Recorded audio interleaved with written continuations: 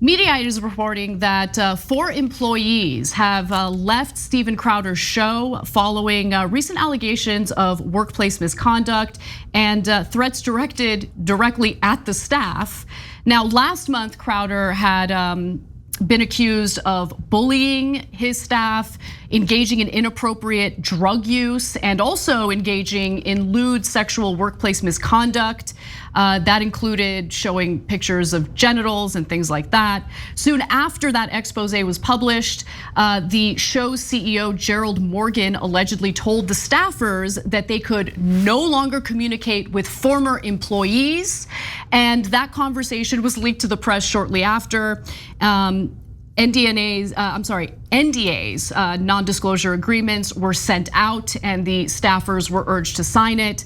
Now, those agreements were emailed to current Louder with Crowder employees on July 26th and read in part, quote, "Employee maintains its promises and covenants not to disclose confidential information as defined in the amendment.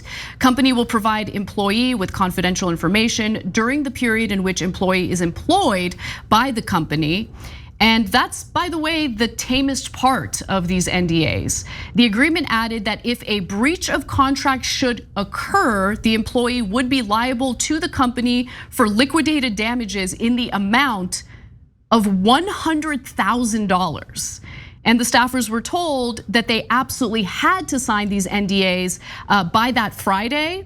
And a source close to Crowder said the following: "The NDA was insane. Most employees were scared because of it. Some talked to lawyers about it because they were afraid, but thought if they didn't sign that would incriminate themselves. Crowder was intimidating."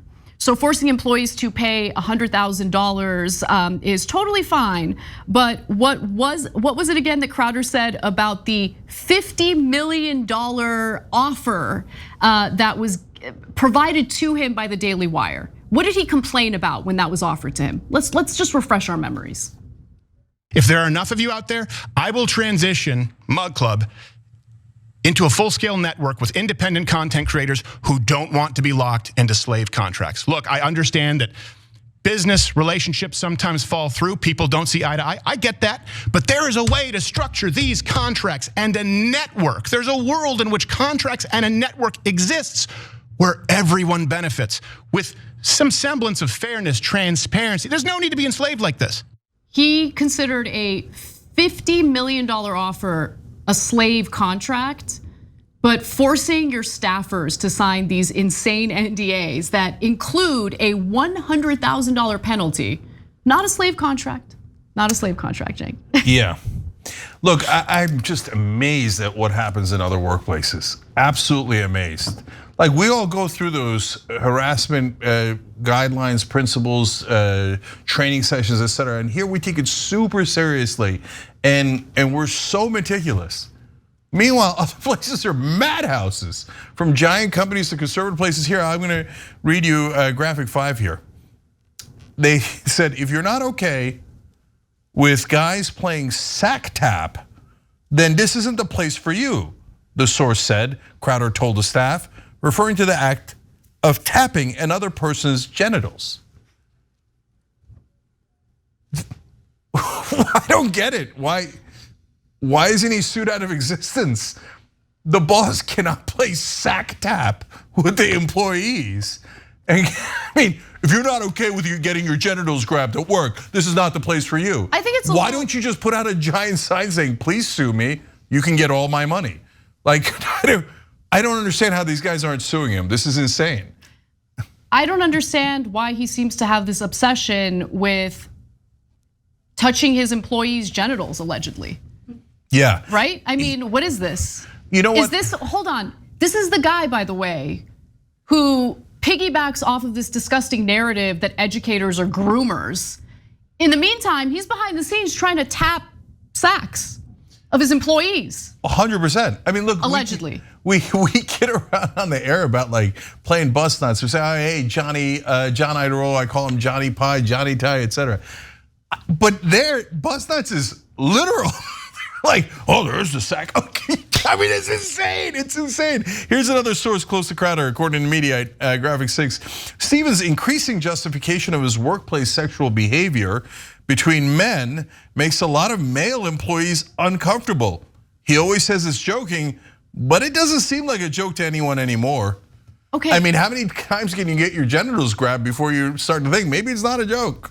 I mean, the line workplace sexual behavior, in the context of a workplace that's supposed to comment on current events and news, it just, like that's already a problem. There should be no workplace sexual behavior. Yeah, of course. It's just like, what is that? I don't understand. The people who whine and fearmonger about inappropriate sexual behavior in society tend to be the ones who have the most skeletons in their closet. Okay, because let me just say, this is a super left-wing organization that we're working at. Ain't nobody talking about tapping any sacks at all. Hasn't even crossed a single mind here. Yeah, it's unheard of. It's like, it's insanity. I mean, so, but we have an HR department. I don't know if they have an HR department. I don't, like, what does the HR department say? Well, Stephen, how many times have you grabbed the employee's genitals? And to what degree were you joking? Was it joking on the 11th time? Well, I don't know how many times he did. Okay, look, and this goes to a real core issue for right wingers, and it's a genuine question, like, because it's the right wing that makes the argument that, oh, we don't need any stinking workplace protections. Real men let their genitals get grabbed at work. Okay, but like because they go, oh, that's regulation. Trump took away regulations. We don't want no stinking regulations. Okay, so are you comfortable with this, guys? If you're a right winger, is this the kind of place you want to work, and you think that's how society should be? And what if he wasn't joking and he grabbed your genitals several times? Is that still okay? Do you want any workplace protection? Or no, you hate regulations and you shouldn't have any protections at all, and Crowder should get to run wild with your genitals? I don't know, you guys tell me. We're very clear and principled on it. So I'm curious what you guys think, but it doesn't look like he's at all like pausing on any of these tactics. The more people write about it, the more he doubles down and triples down.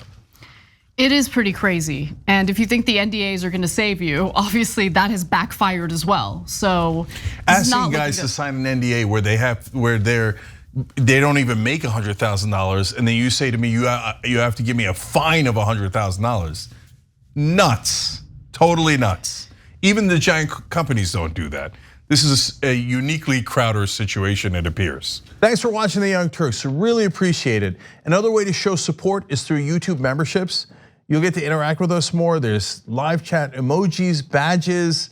You've got emojis of me, Anna, John, JR. So those are super fun. But you also get playback of our exclusive member-only shows and specials right after they air. So all of that, all you gotta do is click that join button right underneath the video. Thank you.